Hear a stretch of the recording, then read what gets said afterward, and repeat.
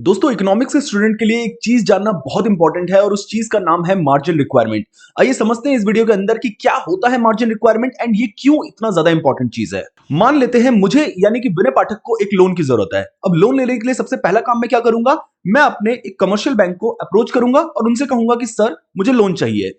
And इसके बदले में कमर्शियल बैंक मुझे कहेगा कि आपको लोन के बदले में कुछ ना कुछ असेट एज अ सिक्योरिटी आपको रखवानी पड़ेगी। अब मान लेते हैं मैंने जो असेट एज सिक्योरिटी रखवाई है वो रखवाया है अपना घर और आज उसकी जो कीमत है वो है 1 करोड़ रुपए। अब जिस टाइम पर मैं लोन ले रहा हूं एज्यूम कर लेते हैं उस टाइम पे जो मार्जिन रिक्वायरमेंट चल रही है एज स्पेसिफाइड बाय आरबीआई वो है 10%।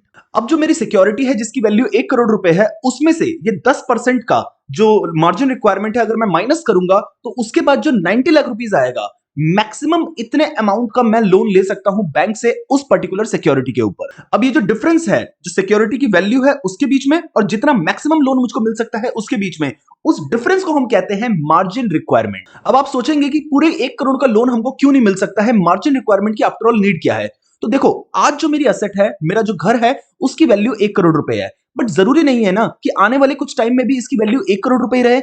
हो सकता है मार्केट वैल्यू जो इसकी है आगे फॉल हो जाती है और वो 80 लाख रुपए हो जाती है। देन इन दैट केस मैं जो बोरोवर हूं मैं क्या कर सकता हूं, बैंक को बोल सकता हूं कि मेरा घर अपने पास रख लो, मैं आपको पैसे वापस नहीं कर रहा हूं। इसलिए बैंक को बचाने के लिए आरबीआई ने मार्जिन रिक्वायरमेंट का फंडा इंट्रोड्यूस किया था।